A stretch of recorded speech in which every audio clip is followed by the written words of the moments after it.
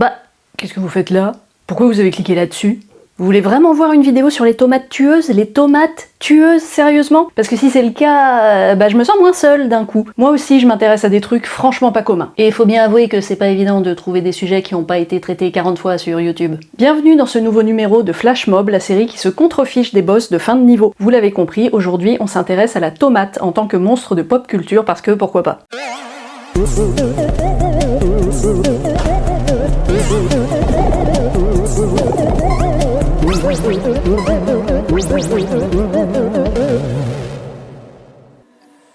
Alors, on va clore le débat tout de suite, la tomate est un fruit et un légume. C'est le fruit du tomatier, mais c'est également un légume, terme qui désigne la partie comestible d'une espèce potagère. Voilà, on peut passer à la suite. Ah oui, et cette vidéo est le fruit d'un intense labeur qui m'a mis dans le jus, j'espère qu'on ne va pas tomber sur un pépin. Si c'est le cas, il faudra me lâcher la grappe et arrêter de cracher dans la soupe. Allez, on les fait tous, comme ça on est tranquille. Allez, on balance la sauce. La tomate, donc. Putain de sujet. Ce qui m'a donné envie de réaliser cette vidéo, c'est le souvenir troublant d'un dessin animé que je regardais dans les années 90 et dans lequel les méchants étaient des tomates. C'était pas dur. La guerre des tomates, diffusée en France à partir de 1993 dans l'émission emblématique M6 Kid. Alors déjà gamine, je trouvais ça bizarre. J'aimais bien, hein, mais je trouvais ça bizarre. Je crois que quelque part, j'avais conscience de l'absurdité du truc, mais ça me faisait rire. Say, what is this? You're not the pizza delivery boy. He's a very smart capitalist. Why, you're... Dramatic pause. Tomatoes! Franchement, ça fonctionne, non? Bah si, c'est drôle. Et puis les tomates qui sont rouges, et qui du coup ont un costume et un accent soviétique. Ça marche à tellement de niveaux.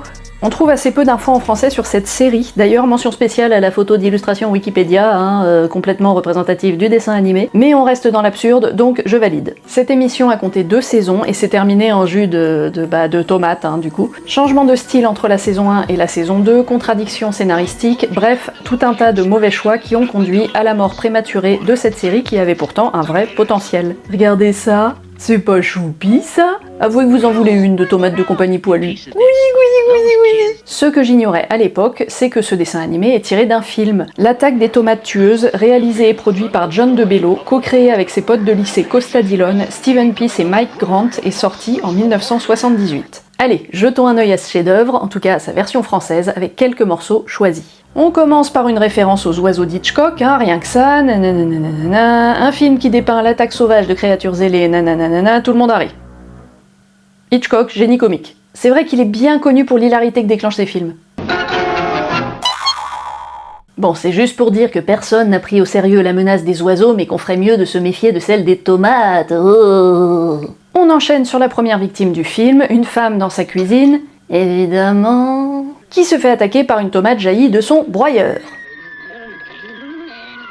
Ah, le générique. Alors, le générique, c'est peut-être le meilleur moment du film. Je peux pas m'empêcher d'imaginer les gens de la prod en train de balancer des tomates sur une plaque en plexi, ça devait être particulièrement fun à tourner. T'entends le bruit que fait cette tomate, Martha? Je savais pas qu'on pouvait en trouver d'aussi énormes que ça. Je me demande bien où elle s'en va. Elle a eu le petit Kimi. J'avoue, j'ai ri. J'ai l'honneur de vous présenter le docteur Nakataka. Comment allez-vous, docteur? Ah bon, pas mal de temps, et vous-même, messieurs? Et ça dérape à la 10e minute. On va avoir droit à une succession de blagounettes racistes et sexistes, je vous épargne ça, on va dire que ça s'inscrit dans le contexte humoristique de l'époque, mais ça reste dur à regarder aujourd'hui. Eh mais attendez, mais c'est Bobby Briggs! Ouais, non, je l'ai pas reconnu, j'ai trouvé ça en faisant mes recherches, mais oui, vous voyez ici l'acteur Dana Ashbrook, futur Bobby Briggs de la série Twin Peaks, dans son tout premier rôle. Il a 11 ans, il n'a pas été crédité au générique, mais c'est bien lui. Je sais pas comment aborder cette séquence. Oh merde, il y a des chansons! C'est vrai que ça manquait. Le film enchaîne les gags plus ou moins réussis à un rythme assez aléatoire entre frénésie totale et scènes de remplissage qui alourdissent un scénario pas bien épais. Ce qui sauve les meubles, c'est uniquement l'absurdité complète du script et même du montage, avec ses raccords pourris, ses chansons random et ses fausses pubs intégrées dans certaines scènes. Ce qui est certain en tout cas, c'est qu'on ne peut pas dire que le budget effets spéciaux a ruiné la production. D'ailleurs, le budget total du film, c'est moins de 100 000 $. C'est ridicule, hein. Pour une production américaine, on compte en général en dizaines de millions. À titre de comparaison, le Carré au bal du diable de Brian De Palma, sorti en 1976, soit 2 ans plus tôt, a coûté 1,8 million, somme qui est considérée comme dérisoire même pour l'époque. Ah, fun fact au sujet du budget de l'attaque des tomates tueuses. Vous voyez cette scène-là ? On est à la 5e minute du film. C'est bien fait, hein ? Elle est réaliste, cette cascade. Bah oui, parce que c'est un de vrai crash d'hélicoptère. 60 000 $ l'hélico. Combien? Par miracle, il n'y a pas eu de victime, la seule hémorragie ça a été celle du portefeuille de la prod, qui a donc consacré plus de la moitié de son budget total à un accident, qu'ils ont gardé au montage, hein, bien sûr, parce que c'est payé, hein. Vous remarquerez le professionnalisme de l'acteur au premier plan qui continue de jouer pendant que l'hélico fait la toupie à 10 mètres de sa voiture. Non, mais si on compile les meilleurs moments, on a bien 8 minutes de film, hein. Il y a quelques blagues qui fonctionnent, en tout cas sur moi, comme le cyborg, androïde ou que sais-je là, enfin lui avec sa tête de vainqueur, qui n'a été équipé que d'une seule jambe bionique à cause de restrictions budgétaires. Si on fait abstraction des bruitages façon Looney Tunes, ça peut faire un peu rire. Rien que la mention du nom de ce fruit provoque instantanément la panique. Allez, celle-ci, elle m'a fait vraiment rire pour le coup. Tomate.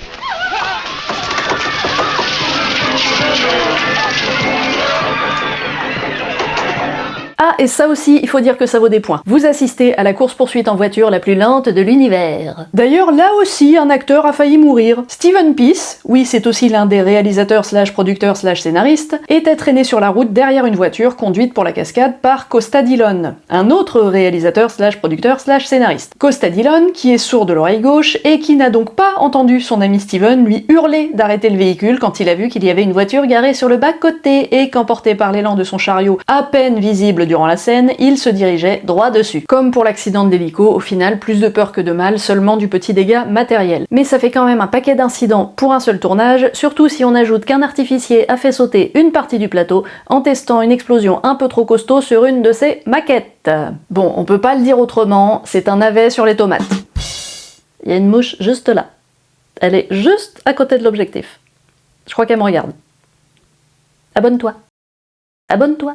Un nanar assumé, une parodie de film de série Z et ça se regarde uniquement sous cet angle-là. Et encore, c'est long, c'est lent, c'est pas fin, c'est malaisant en 2025, mais si vous avez 8 ans et demi ou que vous n'êtes pas sobre, ça peut passer. C'est pas très digeste, mais ça passe. D'ailleurs, je suis obligée de l'indiquer, hein, stylistique oblige, mais l'attaque des tomates tueuses a obtenu un score de 27% sur Rotten Tomatoes. Ce qui est assez fou, c'est qu'on sent que toute l'équipe de tournage s'est franchement amusée.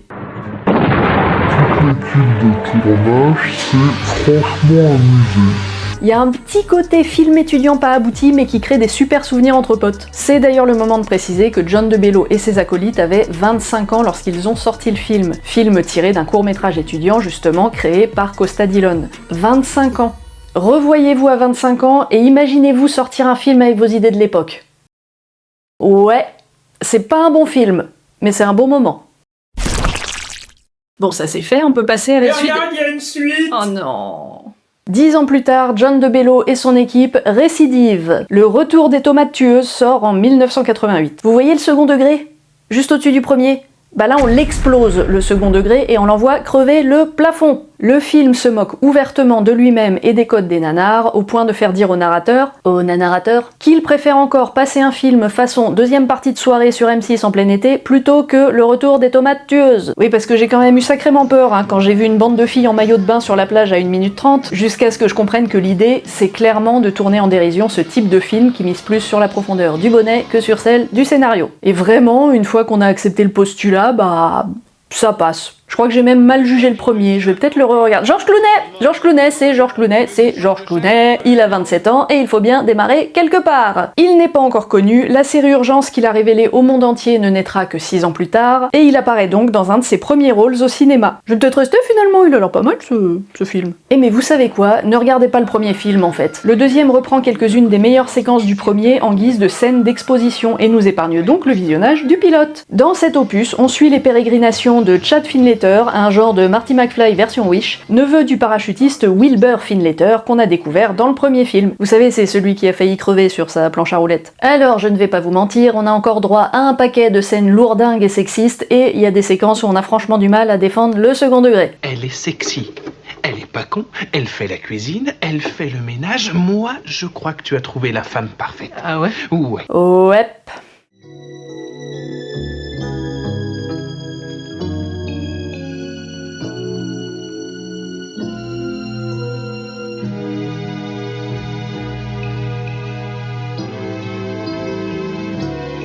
Oui bon ça va, j'ai compris, c'est du 92e degré. Si on le prend pas comme ça, on devient dingue de toute façon, et j'avoue, j'ai ri.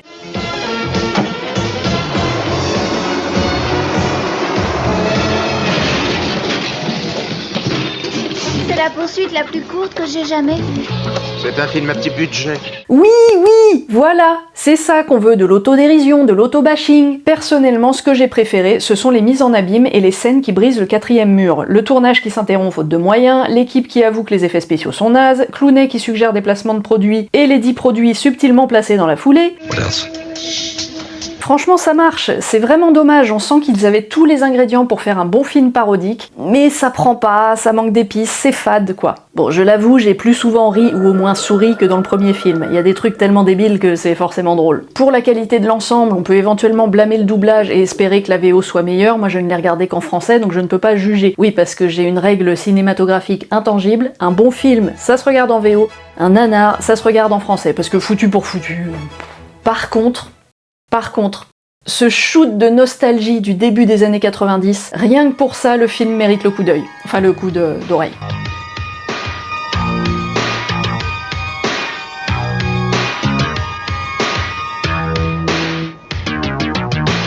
Allez, c'est bon, on a encore plein de sujets à traiter. Non, là, j'ai pas le courage. Il y a eu 4 films en tout. 4 films sur les tomates tueuses. Le 3 est sorti en 1990 et le 4 en 1992, mais ils ne sont pas passés par la case grand écran. Ils ont été diffusés directement en DVD. Elles sont ignobles, ces tomates, elles sont dégueulasses. Je préfère encore les peluches et le carton-pâte. Pour le 4e film, on se retrouve à Paris parce que... guillotine. Voilà. Alors oui, la peine de mort est abolie en France depuis 1981, mais on va pas faire les fines bouches et chercher le réalisme dans un film qui parle de légumes psychopathes. Si vous voulez en savoir plus, allez jeter un œil à la chaîne Screaming Soup, qui a consacré un documentaire de 3h12 à la saga des tomates tueuses sous toutes ses formes. Vous trouverez énormément d'anecdotes et d'interviews récentes des réalisateurs et des acteurs, c'est du super boulot. C'est complet et ça mérite le détour si vous êtes anglophone et que vous n'êtes pas allergique aux tomates et à leur humour. Honnêtement, le plus regardable dans tout ça, il y a toujours la mouche. Il y a toujours la mouche, elle est revenue. Honnêtement, le plus regardable dans tout ça, ça reste le dessin animé. Il reprend les personnages des films comme Wilbur le parachutiste devenu vétéran de la guerre des tomates et Pizzaiolo déjanté, qui ne cuisine que des pizzas sans tomates évidemment, son neveu Chad et Tara, la créature du docteur Gangrène. Les méchants. Ce que je trouve génial avec la série maintenant que je la regarde avec des yeux d'adulte, c'est qu'elle se moque ouvertement des films dont elle est tirée. Film qui se moquait ouvertement des nanars dont il s'inspirait. C'est carrément de la métamoquerie, on peut difficilement aller plus loin au niveau autodérision. Mais l'attaque des tomates tueuses, ça n'est pas qu'un dessin animé et une série de films, c'est aussi un jeu vidéo. L'attaque des tomates tueuses, sorti en 1991 sur NES et un an plus tard sur Game Boy. Quoi ? Non, rien. Le jeu reprend l'intrigue du dessin animé diffusé un an plus tôt aux États-Unis sur Fox Kids. Vous incarnez le jeune Chad Finlater et vous arpentez les rues de Sainte Zucchini, Sainte Courgette pour l'anecdote, pour affronter les tomates du terrible docteur Gangrène. Alors déjà, à peine j'arrive que je me fais sauter dessus par une tomate. Pas le temps de tester les commandes, tu te fais agresser de suite. Bon, là-haut c'est le score, en dessous les hexagrammes du hiking, là apparemment c'est ma barre de vie. Ah, ça va être bien. Quand je saute, vous savez, je dois relâcher la croix directionnelle, voire même revenir un petit peu en arrière, sinon j'atterris trop loin. C'est-à-dire que par défaut, je continue à avancer un petit peu quand j'appuie sur le bouton de saut. Enfin, je sais pas si c'est ça ou si c'est juste que les sauts sont mal foutus, dans tous les cas, c'est un cauchemar niveau visée. Et mais sérieux, vous pouviez pas les faire encore plus petits, les mobs, et allez, tués par une tomate cerise. On reprend, allez, on se détend, c'est juste un bête platformer des années 90, et merde. On y retourne, allez, on avance, on saute, on relâche le stick. On avance, on saute, on relâche le stick.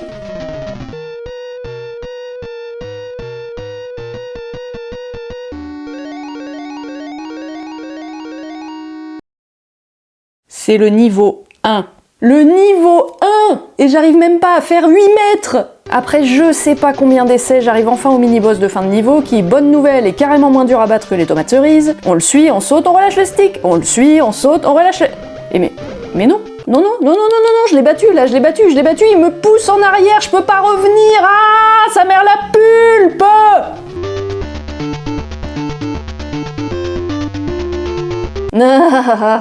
On recommence encore, j'atteins la fin du niveau par miracle ou par hasard, je sais pas, mais bon, je peux passer à la suite.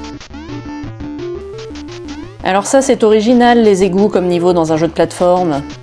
On poursuit notre progression, le principe reste le même, on avance, on saute, on relâche le stick, on crève et on recommence. Bref, vous avez compris, on s'amuse. Bon, la musique c'est pas compliqué, elle rend dingue. Et ce bruitage horrible là, quand il marche, on dirait qu'il se frotte les pieds sur la moquette pour générer une décharge électrostatique, sérieux.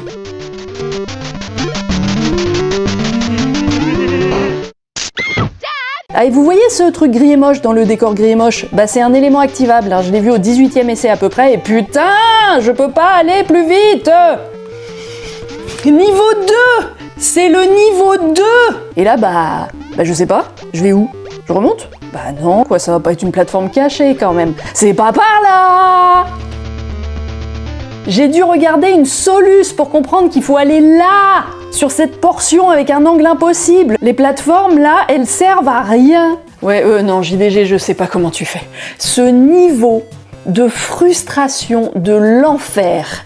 J'ai perdu tellement de temps dans ce jeu, j'ai perdu tellement de temps de ma vie que je récupérerai jamais dans ces 2 premiers niveaux. Alors oui, à un moment, à force de recommencer, on prend le coup, les sauts deviennent un petit peu moins atroces et on survit un petit peu plus longtemps, c'est le principe du die and retry, mais j'appelle pas ça du challenge, moi. J'appelle ça du sadisme, il y a une volonté de faire du mal, là, moi je vois pas d'autre explication. Hein. Pour info, avant ce diamant d'insatisfaction si parfaitement ciselé, il y avait déjà eu 2 jeux vidéo sur le thème des tomates tueuses. Un jeu d'action sorti en 1983 sur Atari 2600 et un shoot 'em up en 1986 sur Spectrum, Amstrad et MSX. 2 jeux qui s'inspirent de l'univers du premier film mais qui n'ont pas de rapport direct avec le scénario. Allez, j'ai assez souffert, je reprends mon costume, hein. Pour finir sur une note vidéoludique un peu moins frustrante, je vous ai fait une petite sélection de jeux indés trouvables sur Steam sur le thème des tomates. Vous avez par exemple la rafraîchissante saga Hidden Tomatoes, jeu d'objets cachés assez classique mais sympa comme tout. C'est court, c'est mignon, c'est ni trop simple ni trop dur, et surtout le 1, le 2 et le 3 sont gratuits et le 4 est vendu moins d'1 euro. Toujours sur Steam, voici Tomato Jones, jeu d'aventure avec une grosse place accordée au moteur physique. C'est du die and retry, mais la frustration de ce type de jeu est compensée par le fait que notre héros est une tomate et qu'on a un peu envie de le voir transformé en ketchup de différentes façons. Le dernier, il n'est pas encore sorti au moment où je tourne cette vidéo, mais je le trouve plutôt prometteur. Mr. Tomato Adventures, un jeu de plateforme clairement inspiré de Super Mario Bros, dans lequel vous incarnez une tomate qui va affronter tout un tas de légumes. L'ADA en pixels a l'air très cool, pour moi c'est une sortie à surveiller. Plop. Vu que ça m'embêtait un peu de vous laisser sur un jeu dont la date de sortie est prochainement, je me permets d'ajouter à ma liste le jeu Mr. Tomatos. Il n'est pas sur Steam, il est à télécharger gratuitement sur des plateformes comme itch.io, et contrairement à ce que ses graphismes et son gameplay laissent présager, il s'agit d'un jeu d'horreur. Mr. Tomatos est bien plus complexe qu'il en a l'air, il est truffé d'easter eggs, de glitches et d'énigmes, et il propose plusieurs fins alternatives. Ça n'est pas mignon, ça n'est pas pour les enfants.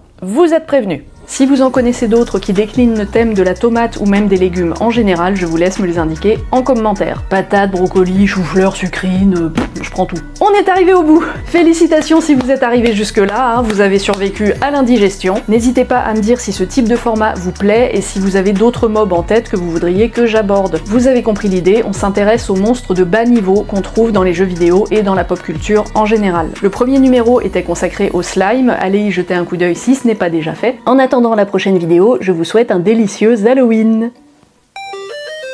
Oh oh oh oh, ah, abonnez-vous. Ah.